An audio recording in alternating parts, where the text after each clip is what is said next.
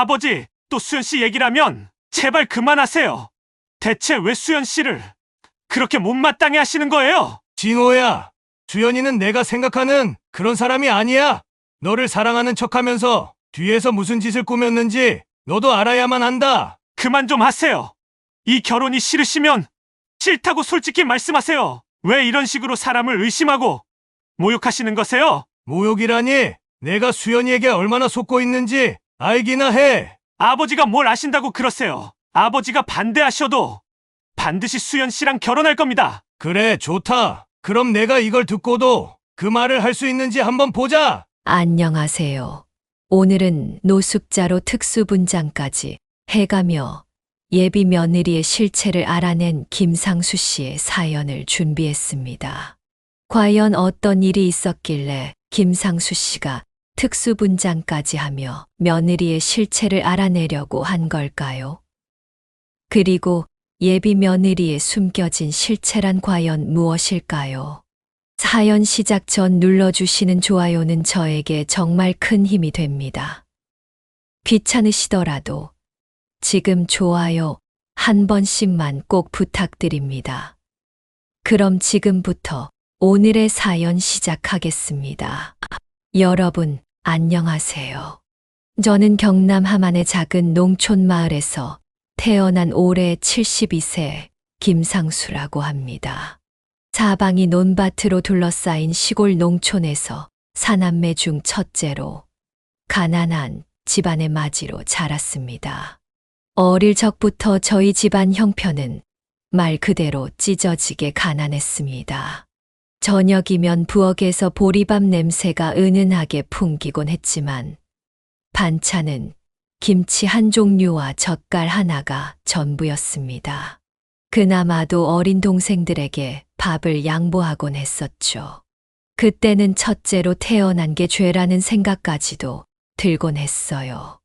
무엇이든 더 먹겠다는 말을 한 번도 꺼내지 못한 기억이 생생하거든요.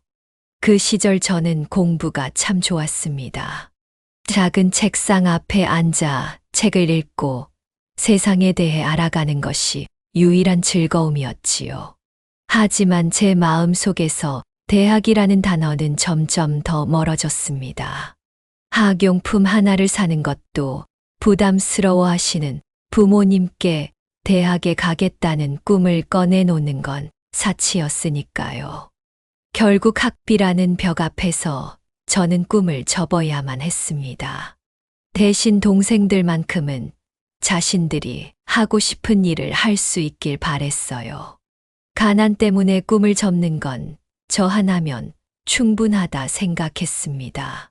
첫째라서 그런 것이 당연하다고 믿었습니다. 하지만 70이 넘은 제 마음 속에는 여전히 꿈을 포기해야 했던 슬픔이 깊은 상처로 남아있는 게 사실입니다. 20살이 되던 해, 저는 무작정 서울로 올라갔습니다. 그때 서울은 제게 기회의 땅처럼 보였습니다. 돈을 벌어야 한다는 생각 하나로 아무런 준비도 없이 상경했습니다. 어쩌다 소개를 받아 들어간 곳이 고깃집이었습니다. 저는 숯불을 갈아주고 무거운 고기와 식자재를 나르는 일을 맡았습니다. 하루 종일 연기와 땀에 젖어 있던 젊은 시절 제 모습이 떠오릅니다. 하루는 길고 고됐습니다. 새벽에 시작한 일이 밤늦게야 끝났고 하루하루가 정말 버티기 힘들었지만 저는 절대 지각도 결석도 하지 않았습니다. 상수야, 정말 너처럼 성실한 사람은 없을 거야. 우리 아들도 너처럼만 성실하다면 더 바랄 게 없을 텐데. 주인 아주머니는 가끔 이렇게 말하며 제 등을 두드려 주셨지만 그런 말로 위로받기엔 제 삶은 너무 팍팍했습니다. 집에 돌아오면 온몸이 녹초가 되어 바닥에 쓰러지듯 눕곤 했습니다. 하지만 저는 여전히 포기할 수 없었습니다. 월급이 들어오면 동생들 학비에 보태주고 남은 돈을 어떻게든 조금씩이라도 모아서 내 삶을 바꾸고야 말겠다고 다짐을 했습니다. 10년 가까운 세월 동안 저는 그곳에서 일했습니다. 가끔은 참 서러웠습니다. 연기 냄새가 몸에 뵐 때마다, 매일같이 불 속에 손을 넣을 때마다 내가 이걸 왜 하고 있나? 친구들은 대학에 들어가서 여자친구들과 즐겁게 지내고 있을 텐데. 하는 생각이 들기도 했습니다. 하지만 동시에 저는 이곳에서 배우는 게 참 많다고 느꼈습니다. 고기를 어떻게 굽고 손님들에게 어떻게 대해야 하는지, 매 순간 저는 가게 운영에 관한 모든 걸 열심히 배웠습니다. 누군가는 단순한 노동이라고 생각했겠지만, 저는 그 일을 통해 제 삶의 뿌리를 다지고 있었습니다. 그렇게 묵묵히 버틴 끝에 마침내 저는 제 가게를 열게 되었습니다. 서울의 외진 골목에 단 3-4평 남짓한 허름한 가게였습니다. 가게 문을 열던 첫날, 저는 벅찬 마음으로 어서 오세요. 정성껏 모시겠습니다. 를 외쳤습니다. 손님은 별로 없었지만 저는 품질과 성실함 하나로 이 가게를 키우겠다고 다짐했습니다. 고기가 신선하지 않으면 장사를 하지 않았고 손님 한 명 한 명에게 진심을 다했습니다. 그러면서 저는 작은 꿈을 키워갔습니다. 어쩌면 나도 이 작은 가게에서 시작해 언젠가는 큰 가게를 가질 수 있지 않을까? 하는 희망이었습니다. 작은 불씨처럼 피어난 그 꿈은 제 가슴 속에서 점점 더 커져가고 있었습니다. 그렇게 다시 20년이란 세월이 쏜살같이 지나갔습니다. 처음 가게를 열었을 때 30살의 젊었던 저는 나이 50의 중년이 되어 있었어요. 좁은 가게에서 하루 종일 손님 몇 명을 받던 시절을 지나 어느새 제 가게는 300평대의 대형 매장이 되었고 2호점, 3호점까지 확장하게 되었습니다. 이제는 직원들로부터 회장님이라는 소리까지 들으며 사업이 번창하고 있었습니다. 하지만 그 모든 성공 속에서도 저는 젊은 시절처럼 늘 바빴습니다. 좋은 고기를 들여오기 위해 계속해서 새로운 거래처들을 찾아다니고 직원 교육과 매장 관리를 하다 보면 쉴 틈이 없었습니다. 노력한 만큼 결과가 따라왔지만 그 과정에서 제 삶의 중요한 것들을 잊고 있었던 겁니다. 가장 큰 피해를 본 사람은 바로 제 아내였습니다. 제 아내는 제가 바쁜 와중에도 늘 내 옆을 지켜주었고 집안의 모든 일을 도맡아 했습니다. 늘 밝은 얼굴로 나를 맞이했지만 제가 얼마나 무심한 남편이었는지는 시간이 지나고 나서야 알게 되었습니다. 저는 늘 돈이 인생에서 제일 중요하다고 생각하며 살았으니까요. 대학에 가지 못했던 이유도, 어릴 적 부모님들이 고생했던 이유도 모두 돈 때문이라고 생각했으니 돈을 버는 일이 곧 가족을 위한 일이라고 믿어왔습니다. 어느 날 문득 오늘이 아내의 생일이라는 걸 뒤늦게 알게 됐습니다. 이상하게도 마음이 울적했습니다. 문득 이런 생각이 들더군요. 우리 아내에게 나는 어떤 남편이었을까? 갑자기 미안한 마음이 들어 퇴근길에 꽃집에 들렀습니다. 난생 처음 아내를 위해 장미꽃 한 다발을 샀지요. 집에 돌아가는 길, 아내가 좋아할 모습을 상상하며 발걸음이 빨라졌습니다. 하지만 집에 도착하자 예상과는 다른 장면이 저를 기다리고 있었습니다. 아내는 식탁에 앉아 있었고 눈가가 벌겋게 물들어 있었습니다. 저는 그 순간 숨이 멎는 줄 알았습니다. 당신 왜 그래? 무슨 일이야? 제가 다급하게 물었더니 그녀는 눈물을 닦아내며 말했습니다. 여보, 나 암이래요. 요즘 들어 몸이 너무 피곤해서 병원에 갔더니 내가 암이라는 거 있죠. 그것도 췌장암이래요. 아내의 그 말은 저를 땅으로 내리꽂는 것 같았습니다. 어떻게 이런 일이 있을 수 있을까 싶었지요. 그동안 저는 가족을 위해 일한다고 믿으며 살아왔습니다. 하지만 그 순간 깨달았습니다. 내가 돈을 벌고 더 나은 삶을 만든다고 믿는 동안 가장 소중한 사람이 외로움 속에서 혼자 울부짖고 있었던 겁니다. 저는 아내의 얼굴을 보며 아무 말도 할 수 없었습니다. 손에 든 장미꽃은 더없이 초라해 보였고 내가 얼마나 무책임한 남편이었는지 새삼 깨달았습니다. 치료가 시작되었지만 결과는 좋지 않았습니다. 암이 이미 많이 진행된 상태였던 겁니다. 병원 침대에 누워있는 아내를 볼 때마다 가슴이 찢어지는 것 같았습니다. 내가 왜 그동안 당신에게 더 잘하지 못했을까? 가장 소중한 사람에게 왜 이렇게 무심했던 걸까? 하는 후회가 밤낮으로 밀려왔습니다. 아내가 점점 힘을 잃어갈수록 제 마음도 깊은 구렁텅이에 빠져들었습니다. 아내는 제게 괜찮아. 이럴 때일수록 희망을 잃으면 안 된대. 라는 말을 반복했지만 그 말이 더욱 가슴 아프게 다가왔습니다. 마지막 날이 다가왔을 때 저는 아내의 손을 꼭 잡고 말했습니다.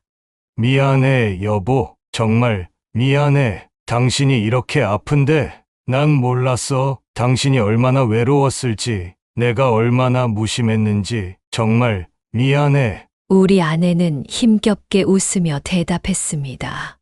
괜찮아요. 당신 덕분에 우리 가족 잘 살았잖아요. 당신이 얼마나 힘들게 노력해왔는지 잘 알아요. 그걸로 됐어요. 그 말을 들으며 저는 도저히 눈물을 참을 수 없었습니다. 마지막 순간까지 오히려 저를 위로하고 있었습니다. 그날 이후로 저는 모든 것이 허무해졌습니다. 제가 이룬 성공과 물질적인 풍요는 더 이상 아무런 의미도 없었습니다. 아내 없이 남겨진 집은 텅 비어 있었고 일터에서도 마음을 잡을 수 없었습니다. 밤마다 잠들지 못하고 아내의 웃음소리가 들리는 듯한 환청을 듣곤 했습니다. 내가 진정으로 지켜야 할 것을 잃었다는 사실이 저를 짓눌렀습니다. 아내를 떠나보내고 나서야 저는 비로소 지난날의 제 자신을 돌아보게 되었습니다. 가족을 위해 산다고 했지만 정작 그 가족들에게 나는 어떤 사람이었을까요? 아내에게도 아들 진호에게도 따뜻한 남편과 아버지가 되지 못했던 제 모습이 떠올랐습니다. 저는 사랑을 주기보다 책임과 기대라는 이름으로 너무 많은 것을 강요하며 살아왔던 게 아닐까 싶었습니다. 특히 아들 진호에게는 제 부족했던 어린 시절을 보상받으려는 마음으로 너무 큰 짐을 지은 것 같아 미안함이 밀려왔습니다. 저는 늘 어린 시절을 떠올리며 항상 가슴 한구석에 깊은 한을 품고 살아왔습니다. 가난 때문에 대학에 가지 못했던 것이 평생 저를 따라다니는 그늘처럼 느껴졌습니다. 그래서 내 아들 진호에게만큼은 같은 아픔을 물려주지 않겠다고 결심했지요. 나는 진호가 하고 싶은 건 무엇이든지 다 할 수 있도록 해주고 싶었습니다. 좋은 학교, 좋은 환경, 필요한 모든 것을 다 마련해 줬습니다. 하지만 돌아보면 저는 진호에게 너무 많은 것을 강요했던 것 같습니다. 아들이 어릴 때부터 저는 유독 공부에 집착했습니다. 아빠는 가난해서 대학에 못 갔는데 너는 아빠가 모든 걸 지원해 주는데 왜 공부에 집중을 못하니? 학원 보내주고 과외시켜주는 걸 감사하게 생각해야 돼. 이런 말을 입버릇처럼 했습니다. 진호가 조금이라도 성적이 떨어지면 저는 큰 실망감에 눈앞이 캄캄해졌습니다. 그런 날이면 진호를 크게 야단치기도 했습니다. 왜 더 열심히 하지 않는 거야? 라고 소리를 질렀던 그날들. 지금 와서 생각하면 그게 얼마나 독이 되었을지 뒤늦게 깨달았습니다. 진호는 대학을 졸업하고 결국 원했던 대기업에 취직했습니다.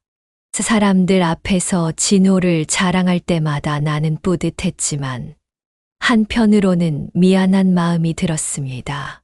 진호는 친구들과 어울리며 놀지도 못했고 연애라는 것도 해본 적이 없었습니다. 진호의 삶이 나로 인해 얼마나 외롭고 삭막했을지 뒤늦게서야 깨닫게 되었지요.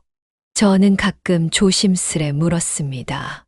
진호야, 좋은 사람 만나고 있다는 소식은 아직 없는 거니? 진호는 늘 바쁘다며 대답을 피하곤 했습니다. 그런 진호가 어느 날 저에게 연애 중이라는 이야기를 꺼냈을 때 내 가슴은 설렘과 걱정으로 뒤섞였습니다. 결혼까지 생각하고 있어요. 라고 말하는 진호의 표정을 보니 얼마나 진지한지 알 수 있었습니다. 하지만 첫 연애를 시작한 지 2달 만에 벌써 결혼 얘기라니. 저는 연애 경험이 없는 진호가 너무 결혼을 성급하게 결정한다는 생각에 걱정이 앞서기 시작했습니다. 그리고 무엇보다도 아들의 결혼 상대가 어떤 사람인지, 아들에게 진정으로 좋은 사람인지 알고 싶었습니다. 며칠 후 진호는 여자친구와의 식사 자리에 저를 초대했습니다. 그녀의 이름은 김수연, 강남의 명품 매장에서 일한다고 했습니다. 저는 첫 만남에서부터 그녀가 내심 불안했습니다. 단정하고 수수한 모습을 기대했던 제 예상과는 달리 수연은 귀걸이와 목걸이로 화려하게 치장한 데다 가슴이 깊게 파인 옷을 입고 나타났습니다. 쇄골에는 문신까지 보였지요. 첫인상이 너무 강렬해서 저는 어떻게 말을 이어가야 할지 몰랐습니다. 그날 저녁 진호에게 수연이를 먼저 돌려보내고 아빠랑 단둘이 이야기를 좀 나누자고 했습니다. 단둘이 조용한 카페에 앉아 아들과 마음을 터놓고 대화를 나누었습니다. 진호야, 수연 씨가 어떤 사람인지는 내가 더 잘 알겠지만 오늘 아빠는 조금 놀랐다. 저는 조심스럽게 말을 꺼냈습니다. 진호는 제 말을 듣고는 있는 건지 아무런 대답도 없었습니다. 잠시 머뭇거리던 저는 조금 더 구체적으로 이야기를 이어갔습니다. 가슴이 다 파인 옷을 입고 왔는데 쇄골에 문신까지 보이더구나. 물론 요즘 젊은 사람들 사이에선 문신이 흔하다곤 하지만 아빠가 볼 때는 조금 그래. 그러자 진호는 표정이 굳어지며 답했습니다. 아버지, 요즘 시대에 문신이 뭐가 문제예요? 자기 개성을 표현하는 수단일 뿐인데 아버지는 너무 옛날 사고방식이에요. 저는 한숨을 내쉬며 대답했습니다.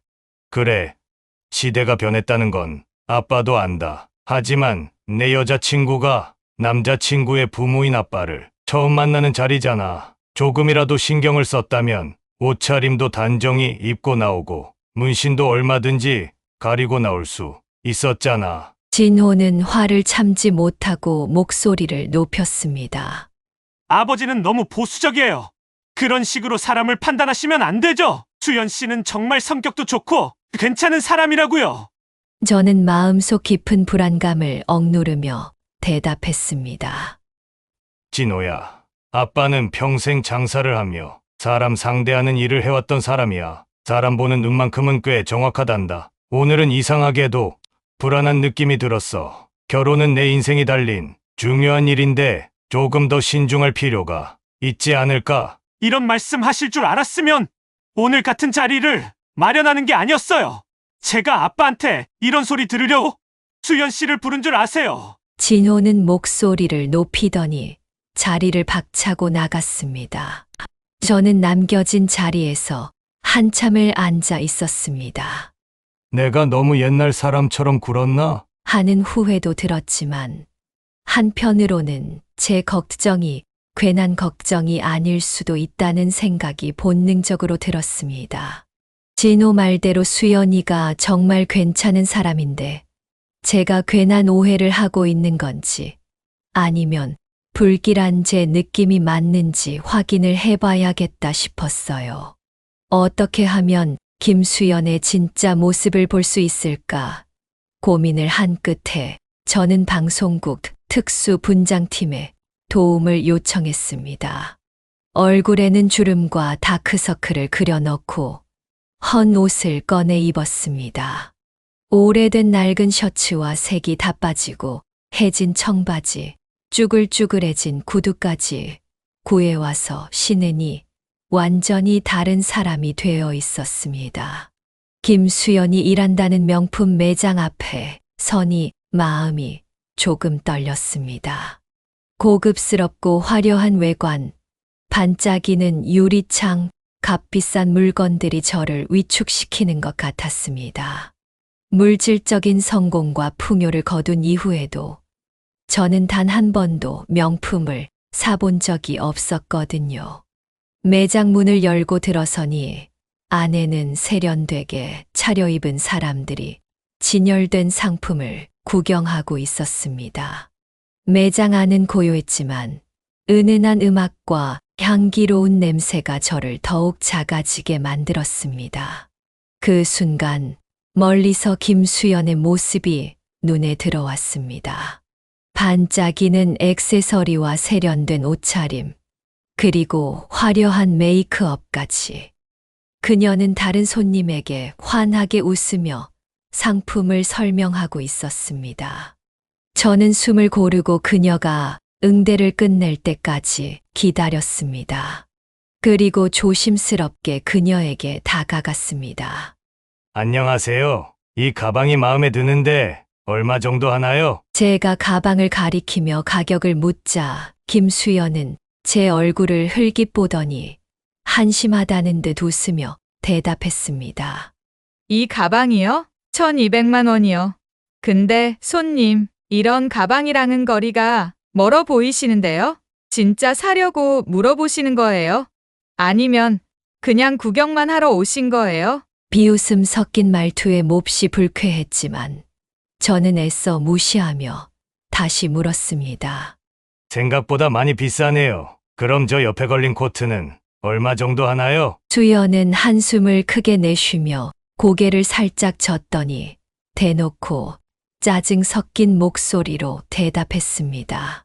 저 코트요? 1600만 원이에요. 1600만 원! 그런데 손님, 저 가방도 비싸다고 하시면서 이 코트를 무슨 수로 사시했다는 거예요? 저기 죄송한데 한 달에 얼마 정도 버세요? 이런 데는 웬만큼 벌지 않으면 들어오지도 못하는 곳이에요. 아저씨 같은 분들이 오시는 곳이 아니라고요. 저는 그녀의 태도에 점점 화가 치밀었지만 억지로 화를 꾹꾹 참고 다시 물었습니다.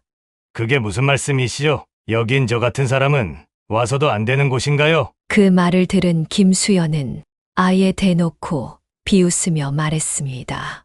솔직히 말씀드릴게요. 여긴 고급 하이엔드 매장이에요. 손님처럼 입고 다니시는 분들한테 여기가 어울린다고 생각하세요? 그냥 근처 마트나 할인 매장으로 가세요. 사람의 겉모습만 보고 사람을 무시하는 김수연의 말에 참으려 했던 분노가 결국 폭발하고 말았습니다. 이봐요.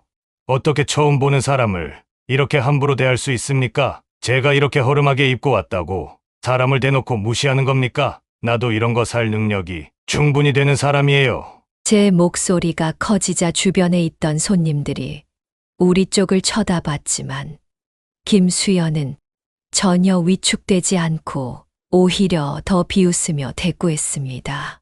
진짜요? 하하하. 그럼 제가 착각했네요. 근데요, 손님, 그런 능력이 있는 분이 이런 꼴로 오셨겠어요? 제가 여기 일하면서 별 사람을 다 봤는데 이런 차림으로 와서 나 얼마든지 살 수 있다고 우기는 분은 처음이네요. 정말 재밌으시다. 김수연의 뻔뻔함과 조롱에 제 속은 들끓고 있었습니다. 그런데 그 순간 김수연이 경호원에게 손짓을 하며 소리를 치기 시작했습니다. 이 손님이 저한테 욕하시고 소리를 지르고 있어요. 매장 분위기 망치기 전에 빨리 내보내주세요. 잠시 후 경호원이 다가와서 냉정한 얼굴로 말했습니다. 손님, 죄송하지만 직원분에게 욕설을 하시면서 매장 운영에 방해를 주시면 안 됩니다. 저희가 입구까지 안내하겠습니다. 저는 너무 어이가 없었습니다. 제가 욕설을 했다고요? 제가 언제 욕설을 했습니까? 이 직원이 처음부터 저를 무시하고 하대했어요. 본인이 한 말들은 쏙 빼놓고 거짓말을 하는 거라고요. 그러나 김수연은 여전히 뻔뻔하게 웃으며 말을 덧붙였습니다. 제가 언제 거짓말을 했어요? 처음부터 저를 보자마자 욕부터 하셨잖아요. 잘 생각해 보세요. 아저씨 때문에 스트레스 받고 싶지 않아요. 그녀의 뻔뻔한 거짓말에 저는 더 이상 말을 잇지 못했습니다. 경호원이 제 팔을 붙잡고 매장 밖으로 데려가며 냉랭하게 말했습니다. 손님, 규정상 이런 상황에서는 저희도 어쩔 수 없습니다. 협조 부탁드리겠습니다. 매장 문 밖으로 쫓겨나면서도 마지막으로 외쳤습니다. 당신 진짜 인생 그렇게 사는 거 아니에요. 부끄럽지도 않아요. 그러나 김수연은 여전히 조롱 섞인 웃음을 지으며 경호원을 향해 작게 속삭였습니다. 자기 위치도 모르고 날뛰고 있네요. 어서 내보내세요. 김수연의 마지막 말은 비수처럼 제 가슴에 꽂혔습니다. 매장 밖에 선 저는 굴욕과 분노, 그리고 서러움에 치밀어 오르는 눈물을 억누를 수 없었습니다. 마치 제 자존심을 넘어 제 존재 자체를 모욕하는 것 같았습니다. 저는 당장이라도 아들 진호에게 연락해 김수연의 본 모습을 폭로하고 싶었습니다. 그녀가 어떤 사람인지 진호가 알게 된다면 이 결혼은 막을 수 있을 거라는 생각이 들었죠. 하지만 조금 더 김수연의 숨겨진 실체를 더 명확히, 낱낱이 파헤치고 싶었습니다. 김수연이 숨기고 있는 진실을 완전히 드러내어 우리 아들 진호가 거부할 수 없을 만큼 확실한 증거를 보여줘야 한다고 생각했죠. 분노와 책임감이 뒤섞인 감정 속에서 저는 결심했습니다. 진호를 위해서라면 조금 더 참아야 한다. 그녀의 숨겨진 본 모습을 끝까지 밝혀내겠다고 말입니다. 며칠간 고민한 끝에 저는 다시 김수연을 시험하기로 결심했습니다. 정체를 숨기기 위해 며칠 동안 목소리 연기까지 연습을 하고 방송국 특수분장팀을 다시 불렀습니다. 이번에는 완전히 다른 모습으로 변신하기로 했습니다. 오래된 옷 대신 제가 정말 아끼는 고급 정장을 꺼내 입고 빛나는 금태 안경을 쓰고 머리카락엔 무스를 발라 뒤로 단정히 넘겼습니다. 세련된 가죽 구두를 신고 나니 마치 대기업 회장이라도 된 기분이 들더군요. 분장을 마친 뒤 거울에 비친 제 모습을 보며 스스로도 낯설다고 느꼈습니다. 저는 다시 김수연이 일하는 명품 매장으로 향했습니다. 이번에는 과연 어떤 태도로 저를 대할지 똑똑히 지켜볼 생각이었습니다. 매장에 들어서니 김수연은 다른 손님에게 활짝 미소를 보이고 있더군요. 그 순간 제가 매장 안으로 들어서자 김수연의 시선이 저를 향했습니다. 그러곤 잠시 멈칫하더니 이내 환한 미소를 지으며 다가오더군요. 안녕하세요, 회장님. 어쩐 일로 저희 매장을 찾아주셨나요? 분장한 제 모습을 언제 봤다고 저를 회장님이라고 부르는 걸까요? 김수연의 태도는 처음과는 180도 달라져 있었습니다. 목소리에는 다정함이 묻어났고 눈빛은 기대감으로 반짝였습니다. 저는 아무렇지 않은 척 그녀의 안내를 받으며 매장을 둘러보았습니다. 이 옷 좀 입어볼 수 있을까요? 제가 가리킨 옷은 화려한 디자인의 고급 수트였습니다. 그럼요, 회장님. 정말 잘 어울리실 것 같아요. 한번 입어보실래요? 마치 영화 속 주인공 같으실 겁니다. 그녀는 옷을 가져다 주며 끊임없이 칭찬을 늘어놓았습니다. 저는 피팅룸에서 옷을 갈아입고 나왔고 그녀는 한 걸음에 달려와 손뼉을 쳤습니다. 정말 멋지세요. 연예인이라고 해도 믿을 정도예요. 정말 회장님께 딱 맞는 옷입니다. 저는 김수연의 태도가 너무나 극단적으로 변한 것이 도저히 믿기지 않았습니다. 저번에 낡은 옷을 입고 왔을 때는 그렇게 하찮게 대하고 사람을 무시하더니 지금은 마치 최고급 고객이라도 된 것처럼 극진히 대접하고 있었기 때문이죠. 그녀는 계속해서 다른 옷들을 들고 와 권했습니다. 이 옷도 입어보세요. 회장님 같은 분께 딱 어울릴 거예요. 갑자기 김수연이 제 옆에 다가와 팔짱을 끼더군요. 그러곤 제 눈을 쳐다보며 웃음을 지어 보였습니다. 너무나 달라진 태도에 심장이 멎을 만큼 큰 충격을 받았습니다. 김수연이 보여주는 과한 친절과 웃음. 그녀의 본 모습을 알고 있으니 마치 헛구역질이 날 것만 같더군요. 옷이 정말 멋지긴 한데 생각보다 가격이 조금 비싸네요. 조금 더 고민해보고 결정하겠습니다. 다음에 다시 오도록 하죠. 제가 조심스레 말하자 김수연의 표정이 순간 차갑게 굳어졌습니다. 부자이신 줄 알았는데 아니신가 봐요. 이 정도 가격이면 시원하게 구매하실 줄 알았더니 김수연은 웃음을 거두고 어딘가 비꼬는 듯한 말투로 대답했습니다. 지금까지 옷 구매하시는 줄 알고 열심히 도와드렸는데 결국 안 사실 거면 제 시간만 낭비한 거잖아요. 그러지 말고 한 개라도 구매해 주세요. 저는 김수연의 어이없는 대답을 듣고 저도 모르게 한숨이 터져 나왔습니다. 원래 뭐든지 물건을 살 때는 신중하게 고민해야 하는 법 아니겠습니까? 그러자 김수연은 어이없다는 듯 웃으며 말했습니다. 회장님 혹시 돈이 부족하신 건 아니시죠? 에이, 부자처럼 보이시는데 설마 돈이 부족하시겠어요? 여기서 옷 몇 개 사주시면 제가 밖에서 따로 한번 만나드릴게요. 그 순간 저는 김수연의 본성이 적나라하게 드러나는 것을 느꼈습니다. 겉모습으로 사람을 평가하고 돈이 사람의 가치를 결정한다고 믿는 그녀의 태도를 계속 지켜보고 있기가 너무 힘들었습니다. 오늘은 이만 여기까지 하겠습니다. 수고 많으셨습니다. 다음에 다시 오도록 하죠. 매장 문을 나서며 저는 깊은 분노를 느꼈습니다.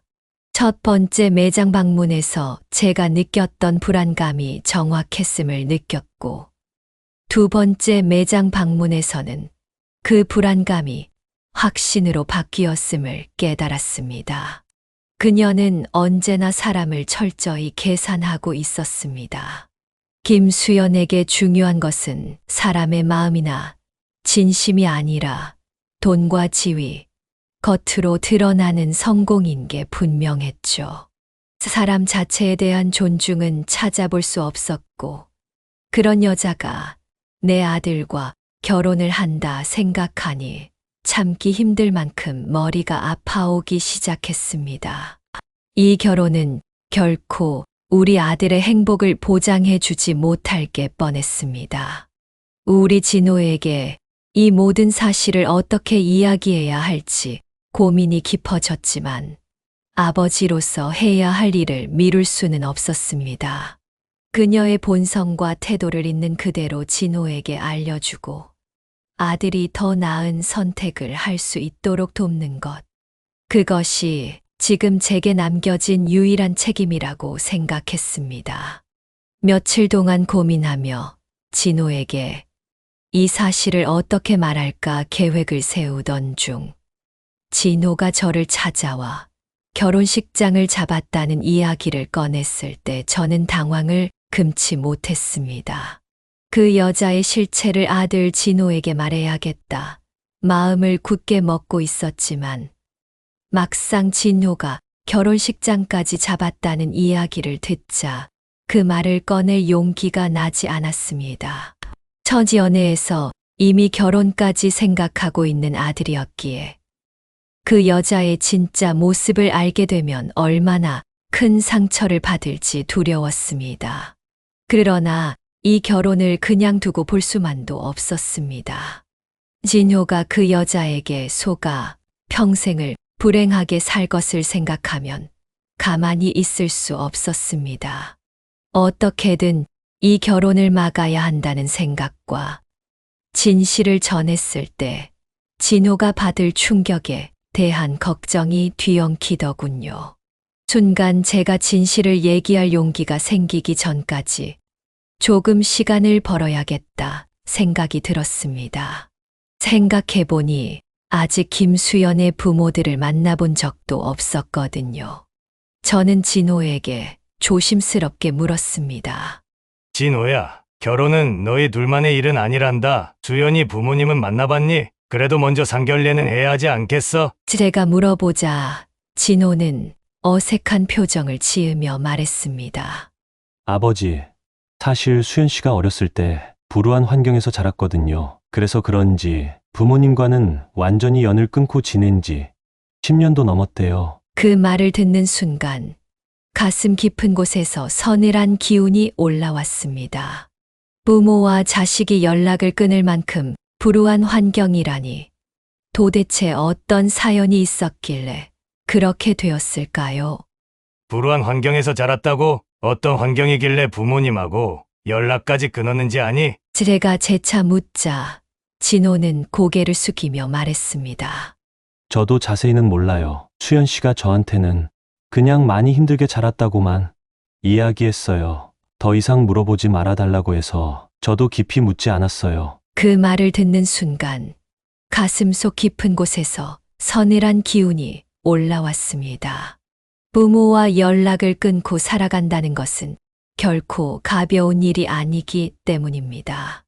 저는 천천히 말을 이어갔습니다.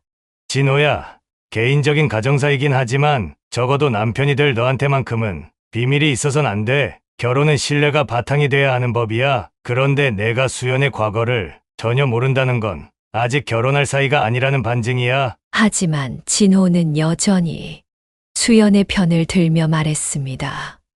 아버지, 수연 씨도 나름의 이유가 있을 거예요. 제가 그냥 그녀를 이해하고 받아들이면 되는 거 아닌가요? 왜 그렇게까지 수연이를 의심하시는 거예요? 아들의 말은 단호했습니다.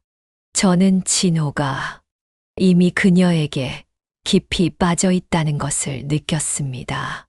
지금 아들에게 진실을 말해봤자 소용없겠구나. 증거를 좀 더 확실히 모아서 진호 눈앞에 모든 진실을 한 번에 보여줘야겠어. 저는 속으로 다짐하며 아들 진호의 마음을 돌릴 수 있는 좀 더 확실한 증거를 찾기로 결심했습니다.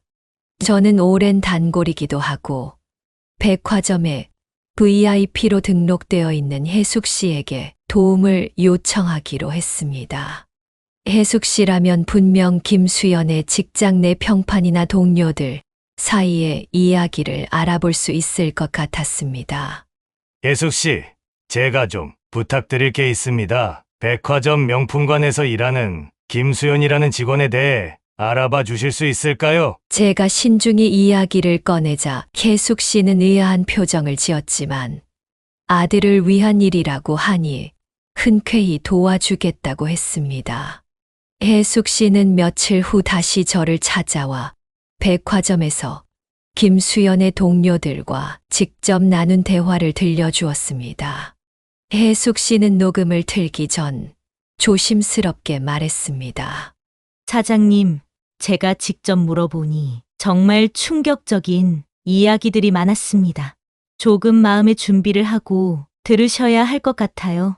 녹음이 시작되자 김수연의 동료 직원으로 보이는 박민지라는 여자의 목소리가 들려왔습니다. 김수연이요? 결혼 준비 중이라면서 하루 종일 자기 자랑만 했어요. 특히 그 남자친구 자랑이 보통이 아니었어요. 부잣집 아들이라며 아주 대단한 사람처럼 떠벌리더라고요. 너무 속물 같은 말들만 해서 듣기가 불편할 정도였다니까요. 혜숙 씨가 물었습니다. 속물 같은 말이라니. 무슨 이야기들을 했길래요? 김수연의 동료 직원이 한숨을 쉬며 대답했습니다. 부잣집 아들을 꼬셔서 평생 편하게 먹고 살 거야. 라고 말했어요. 그리고 그 남자 어리숙하고 순진해서 내가 원하는 대로 조종하기 딱 좋아. 라는 말까지 하더라고요. 듣고도 귀를 의심했어요. 결혼하면 선물도 더 많이 받을 거라고 했고요. 또 다른 직원이 끼어들며 말했습니다.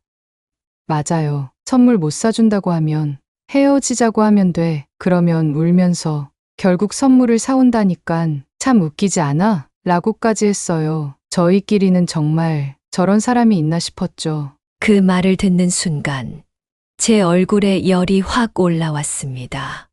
내 아들을 그렇게 조롱하듯이 말하다니 도저히 참을 수 없었습니다.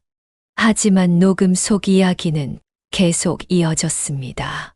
근데 더 황당했던 건 김수연이 자기 부모님 얘기를 꺼냈을 때였어요. 부모님이 시골에서 가난하게 사신다고 했는데 그러면서 이렇게 말했어요. 우리 부모님 가난하고 시골에서 살아서 쪽팔려. 내가 일부러 연락 끊었다니까? 그런 사람들을 남자친구네 아빠한테 소개하면 내가 어떻게 보이겠어. 그냥 부모님 없다고 하면 돼. 그게 깔끔하고 좋지. 그 말을 듣고 우리 모두 입이 떡 벌어졌어요. 또 다른 직원이 흥분한 목소리로 말했습니다. 맞아요. 부모님을 부끄러워하다니. 저희도 다 집안이 대단한 건 아니지만 그렇게 부모님을 부정하는 건 도저히 이해가 안 되더라고요. 녹음이 끝났을 때 저는 말문이 막혔습니다. 내 아들이 사랑한다고 말했던 여자가 우리 진호의 순진함을 이용해 자신의 욕망을 채우려 했다는 사실에 피가 거꾸로 솟는 것 같았습니다. 그리고 자신의 부모를 부정하고 그런 말을 아무렇지 않게 떠벌렸다는 것에도 인간으로서 분노를 금할 수 없었습니다. 혜숙 씨는 녹음기를 끄며 저를 바라보았습니다. 사장님, 제가 이걸 전해야 하나 많이 고민했지만 진실을 아셔야 할 것 같아서요. 김수연이라는 사람은 다른 사람을 진심으로 대하는 사람이 아니에요. 오로지 돈에만 관심이 있는 사람이 분명해요. 저는 고개를 끄덕이며 녹음기를 받아들었습니다. 예숙 씨, 정말 고맙습니다. 이 녹음이 우리 아들에게 정말 큰 도움이 될 겁니다. 그날 밤 저는 깊은 생각에 잠겼습니다. 진호에게 이 모든 사실을 어떻게 전할지, 우리 아들 진호가 얼마나 큰 충격을 받을지 걱정이 되었습니다. 하지만 더 이상 시간을 끌 수는 없었습니다. 하루빨리 진실을 알려주고 이 결혼을 막아야만 했습니다. 제 손에는 그녀의 추악한 본 모습이 담긴 확실한 증거들이 3개나 있었습니다. 이제 아들에게 그 진실을 보여줄 차례였습니다. 진호야, 아빠는 너의 행복을 위해 이 모든 걸 하는 거란다. 부디 아빠 마음을 알아줬으면 한다. 저는 마음을 다잡으며 다음 날 아들과 마주할 마음의 준비를 했습니다. 다음 날 저는 진호를 불러 그동안 있었던 모든 이야기를 전했습니다. 하지만 진호는 제 말을 쉽게 믿지 않았습니다. 아버지, 수연 씨가 그렇게 나쁜 사람일 리가 없어요. 아버지가 저희 결혼을 반대하시니까 일부러 이런 얘기를 만드신 거 아니에요? 아들의 말에 저는 잠시 말을 잃었습니다. 아들의 마음이 그 여자에게 완전히 사로잡힌 것이 느껴졌기 때문입니다. 그러나 저는 그냥 포기할 수 없었습니다. 심호흡을 크게 한 번 하고 제가 가진 녹음 파일을 하나씩 들려주기 시작했습니다. 첫 번째 파일은 김수연이 매장에서 거짓골을 하고 있던 저를 인간 취급도 하지 않았던 목소리였습니다. 김수연의 차가운 말투와 비아냥거리는 태도가 그대로 담겨 있었죠. 여긴 아저씨 같은 가난한 사람이 올 곳이 아니에요. 한 달에 얼마 번다고 여기 찾아오는지 모르겠지만 영업 방해하지 말고 얼른 꺼지세요. 그걸 듣는 진호의 표정은 점점 굳어지기 시작했습니다. 두 번째 파일은 제가 대기업 회장처럼 말끔히 꾸미고 갔을 때 김수연이 과도하게 친절을 베풀며 저를 설득하던 내용이었습니다. 여기서 몇 개만 사주시면 제가 밖에서 따로 만나드릴게요. 서로 좋잖아요? 마지막으로 혜숙 씨가 김수연의 동료 직원들과 나눈 대화 녹음이 이어졌습니다. 참 순진해서 갖고 놀기 좋다니깐 결혼 생활 조금 하다 이혼하고 재산 분할해서 가져오면 평생 놀고 먹을 수 있어. 라고 똑똑히 말했어요. 김수연이 아들을 조종하듯 대하며 부모님과의 연을 끊었다는 말을 하는 장면에서 진호는 손을 떨기 시작했습니다. 이게 정말 수연 씨가 한 말이에요? 진호의 목소리는 떨리고 있었습니다. 충격과 실망을 감추지 못하고 있었습니다. 진호야, 아빠가 왜 이 결혼을 반대하는지 이제 알겠니? 그 여자는 널 사랑하고 있지 않아. 그저 내 순진함을 이용해서 자신의 욕망을 채우려는 사람일 뿐이야. 오로지 우리 집 재산만 노리고 있어. 진호는 한동안 말없이 고개를 숙인 채 손으로 얼굴을 가리고 있었습니다. 그리고 한참 후 고개를 들고 말했습니다. 아버지, 일단 녹음 파일을 들어보니 아버지 말씀이 다 사실인 건 맞는 것 같아요. 근데 지금은 제가 너무 충격이 커서요. 저 잠시 며칠 동안 혼자 바람 쐬러 여행이라도 다녀올게요. 도저히 지금은 제정신으로 지낼 수 없을 것 같아요. 진호의 눈은 멍하니 바닥을 응시하고 있었고 표정에는 충격과 배신감이 가득했습니다. 그 모습을 지켜보는 저는 가슴이 미어지는 것만 같았습니다. 잘못된 결혼을 막은 것은 다행이었지만 아들이 받았을 상처는 이루 말할 수 없을 만큼 컸을 테니까요.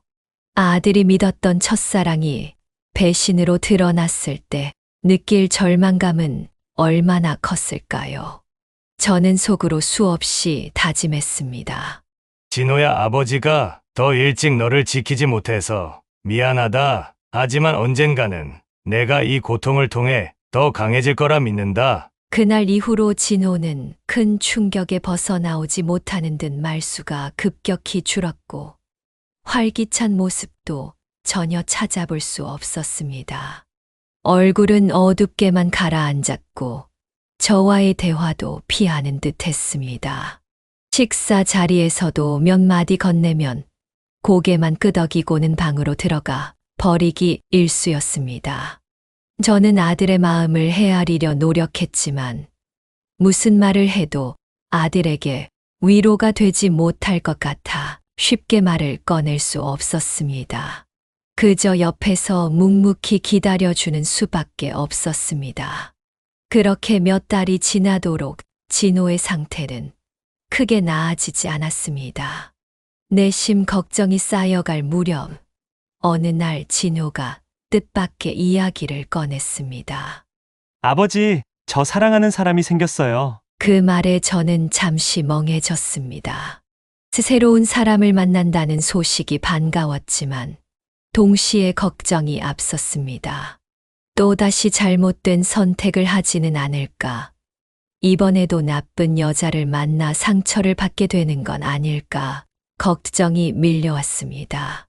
하지만 진호는 전보다 훨씬 신중하고 차분한 모습으로 저를 안심시키려 노력했고, 이번엔 정말 좋은 사람을 만난 것 같다며 지켜봐 달라고 하더군요.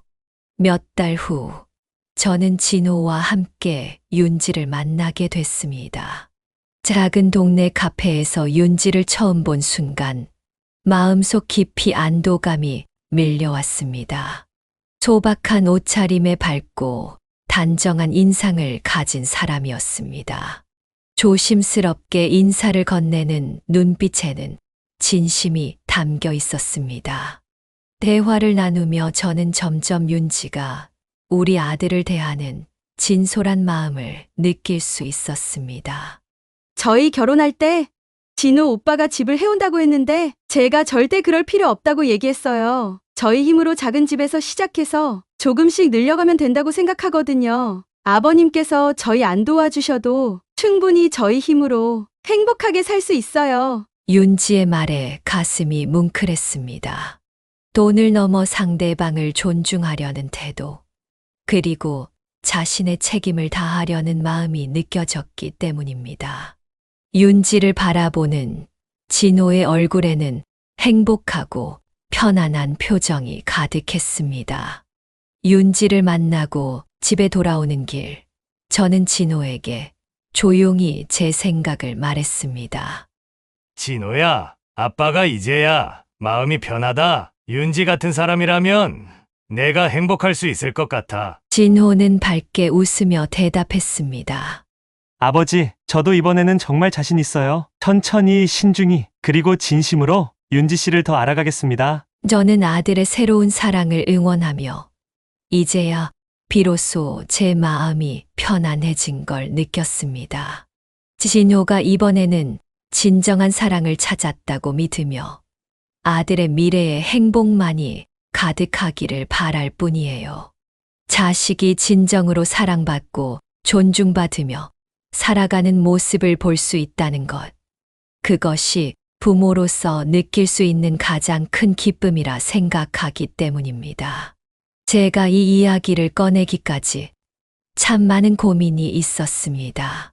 하지만 제 이야기가 또 다른 누군가에게 도움이 될 수 있다는 생각에 이렇게 털어놓을 수 있었습니다. 부모란 자식의 행복을 위해 때로는 힘든 선택을 해야 하고 진실을 말해줘야 할 책임이 있습니다. 우리 자식의 가슴 아픈 경험을 통해 저 역시 큰 교훈을 얻었습니다. 사랑이란 겉모습이나 달콤한 말로만 이루어지는 게 아니라 진정으로 서로를 존중하고 아껴주는 마음에서 시작된다는 것을요. 여러분들도 사랑하는 가족이나 친구가 잘못된 길로 들어설 때, 혹은 나쁜 사람에게 휘둘릴 때, 때로는 용기를 내어 진실을 알리고 그들의 삶을 올바르게 이끌어 주셨으면 합니다. 그리고 부디 여러분의 가족과 사랑하는 사람들 모두 진실되고 아름다운 관계 속에서 행복하시길 진심으로 기원합니다. 지금까지 김상수 씨의 이야기를 들어주셔서 감사합니다. 김상수 씨가 아들 진호 씨의 잘못된 결혼을 막을 수 있어서 천만다행이라고 생각하시는 분들, 그리고 아들 진호 씨가 새로운 사랑을 꽃 피울 수 있길 바라는 분들 모두 댓글로 김상수 씨와 진호 씨에게 응원의 한마디, 격려의 한마디 남겨주실 수 있으실까요? 아니면 이 사연을 들은 여러분들의 생각과 의견, 어떤 것이라도 좋습니다. 마지막으로 아직 구독과 좋아요 안 누르신 분들이 있다면 꼭 한번 눌러주시길 부탁드리며 저는 더 재밌고 흥미진진한 다음 영상으로 여러분을 찾아뵙겠습니다. 감사합니다.